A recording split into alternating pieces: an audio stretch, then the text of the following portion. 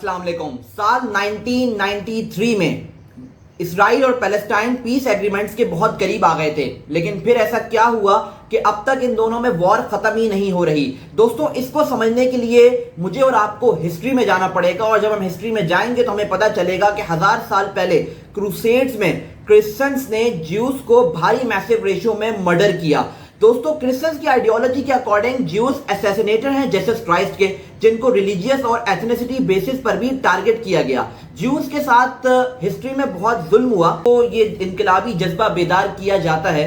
Juice में ये इनकलाबी जज्बा बेदार होता है कि अब उनको सेपरेट एंटिटी, सेपरेट टेरिटरी और सेपरेट कंट्री की डिमांड रखनी है, क्योंकि उनको वर्ल्ड में कोई एक्नॉलेज नहीं कर रहा था। दोस्तों, Austro Hungarian journalist Theodore Herzl ने 1896 के पंफलेट से सबको हैरान कर दिया, क्योंकि इसमें उन्होंने ज़ायनिज़्म का जिक्र किया और ज़ायनिज़्म के नज़रिए को प्रमोट किया। ज़ायनिज़्म का नज़रिया पुराना नहीं था। 1870s में बहुत सारी पॉलिटिकल मूवमेंट्स और पॉलिटिकल पार्टीज अपने आप को लवर्स ऑफ ज़ायन कहकर पुकारा करती थी। दोस्तों, 1881 में ज्यूस की जानिब से फर्स्ट माइग्रेशन देखने को मिलती है।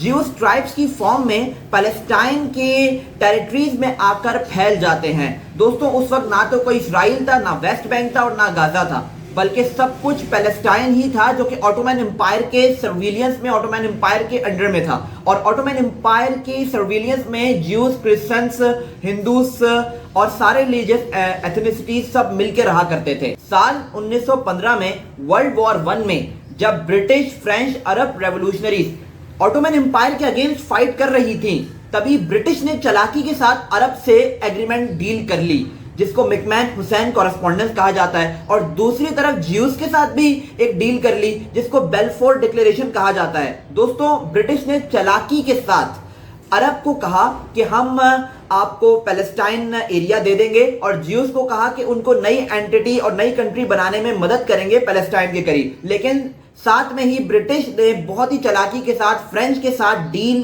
कंफर्म कर ली, जिसको स्काइस पिकॉट एग्रीमेंट कहा जाता है।